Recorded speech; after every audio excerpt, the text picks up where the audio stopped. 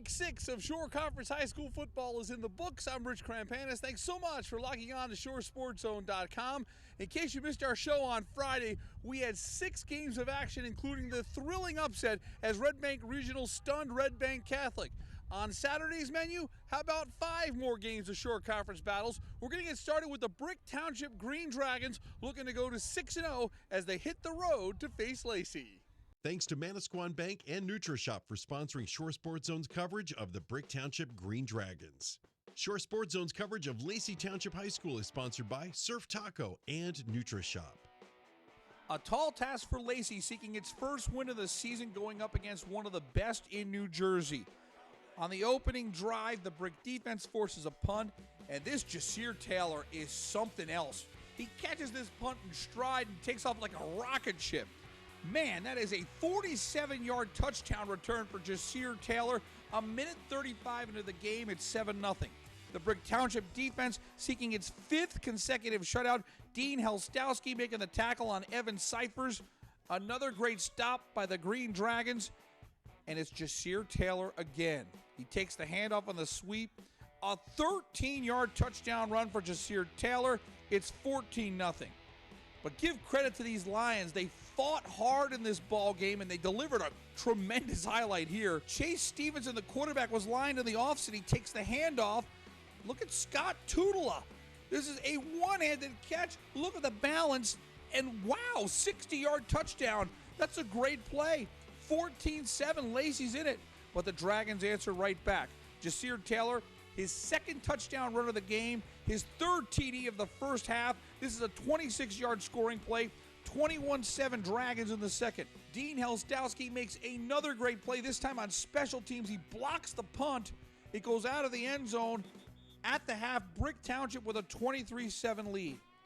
Jordan Keefe's a guy that's on the top of the stat zone in sacks with 11.5 here.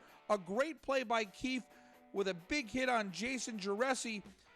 And then Tom Zabranik rolling right, Javion Harris. See you later. 74 yards for the score. Brick Township continues to impress week in and week out. 37-14 is your final. The remarkable scoreless streak comes to an end. Give credit to Lacey for being able to score 2 times on Brick Township. No one's been able to do that this year, but the Dragons are one of those teams. That's why we really don't pay too much attention to the preseason. I thought I heard a lot of people saying that Brick might be down this year. Certainly not the case. They are 6-0.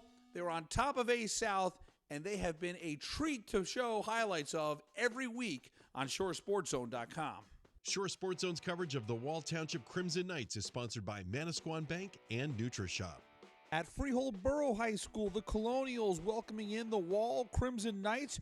This was a tight defensive affair, but a good start for Freehold Boro in the first quarter. Here's Jake Curry going over the middle to Ashanti Worthy. Worthy takes it all the way down to the 36-yard line, and it would lead to this. Jake Curry, great play action. He's going up top. Matt Krause, great catch in the end zone. A 28-yard scoring play. 7-0 Freehold Boro jumps out in front. Wall has had some injury problems at quarterback. Eddie Scott, the sophomore's come in and done some good things.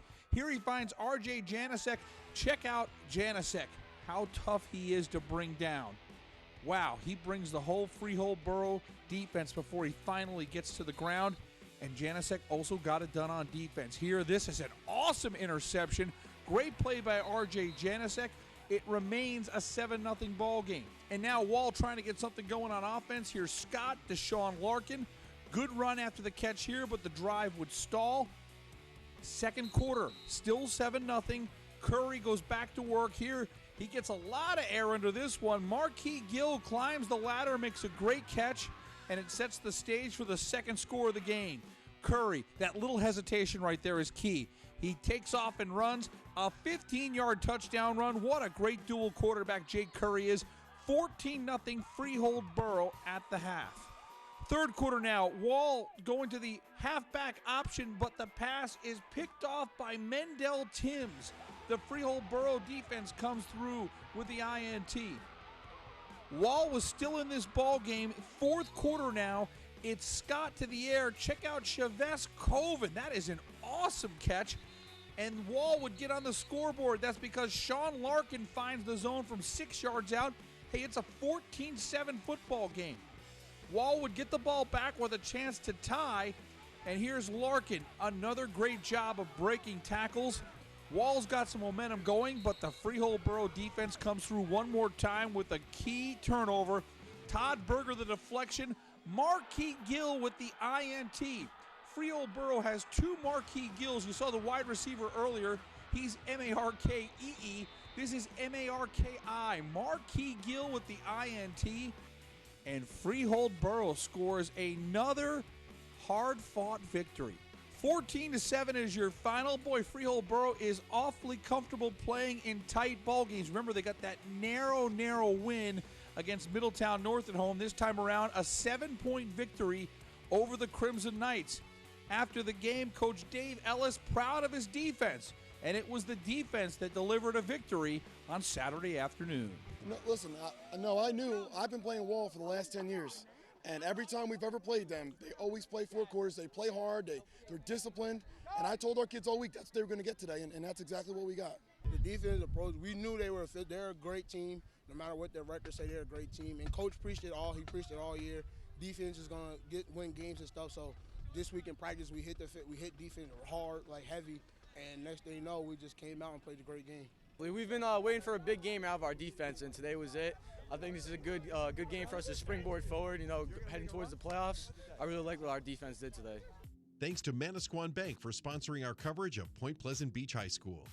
At Keansburg High, Daniel Vitale and the Titans hosting Point Pleasant Beach. What a great start for the Garnet Gulls. This is Chris Weber, not one, but the double stiff arm. That is awesome stuff. Weber rambles for 30 yards. And on the very next play, we're going to stop the video right here. Always have to take the chance to brag on the OL. That's 67 Casey Therion. He's the guy who delivers the perfect block, and it's going to spring Chris Weber. This is a beautiful play design here. A 23-yard touchdown run for Chris Weber. Point Pleasant Beach is out to a 7-0 lead early. On the other side of the ball, the Garnet Gulls defense shine. Check out Connor Kells here, dragging down Ian Terry for the tackle for loss. Let's shine the zone spotlight right now. Learn a little bit more about Connor Kells. This is a young man who won a Monmouth Building Center game ball earlier this year for a top performer. He had a big pick 6 in a road victory. We ask all the players, what's one word to describe high school football? For Connor Kells, it's hype. That's a great word to use. And once again, another fantastic quote. The best dreams are when I'm wide awake. You can see more zone spotlights. Just log on to shoresportszone.com and click on our In the Zone section. Early on, it was the Chris Weber show, but Luke Fraunheim got into the act as well. Fraunheim's out in the open field. Check out this run all the way down to the 6-yard line, and it would lead to this. Luke Fraunheim, the 6-yard score. Point Pleasant Beach has a 14-0 lead in the first quarter. The Keansburg defense would step up at times in this football game. Check out Daniel Bowman, one of the seniors honored prior to the game. Nice stop here as Keansburg continues to work hard, but this was Point Pleasant Beach's day. Chris Weber, a great run all the way down to the 8-yard line. They switched sides for the beginning of the second quarter, and on the first play of the second quarter, Luke Fraunheim with his second touchdown of the game makes it 21-0. And Point Pleasant Beach goes on to a 49-21 win over Keansburg. The Garnet Gulls opened up a 49-7 lead at the end of 3. Give credit to Keansburg for fighting hard. Arkell Brown had 3 touchdowns for Keansburg in a losing effort, but it's Point Pleasant Beach improving to 4-2 on the season with a convincing B Central win on the road at Keansburg. The Colts neck band making the journey to Neptune. The Cougars trailed the Scarlet Flyers 14-2 at the half. We picked this up in the third quarter. Carmen Katina with a good-looking run here, but he loses the handle. The Neptune defense was tough in this matchup. Elijah Smith recovers it. On the other side, though, Colts' next defense was really setting the tone in the second half, giving their team a chance to win. This is a great play by Khalid Mustafa, quarterback sack. But the Colts Neck offense continued to turn the ball over in the second half. This is Isaiah Mooney with the INT. Colts Neck driving it into Neptune territory, but the Neptune defense steps up again. Fourth quarter now, it's still 14-2. Another great play by the Colts Neck defense. This is Steven Barsky with the INT. Barsky runs it all the way down to the 18-yard line, and with a short field, Colts Neck is able to get on the board. Barsky from 1 yard out, just about 6 minutes to go. We've got a 14-9 ball game. The Colts Neck defense would come through once again. This is Vinny Gargiulo with the sack, but Colts Neck would come up empty, have to punt the ball away, and then Neptune drove it down into Colts Neck territory. On fourth down, they go for it. Kamar Rice can't come down with the catch. So now the stage is set. A minute 48 to go. Colts Neck has no timeouts. They have to go 81 yards.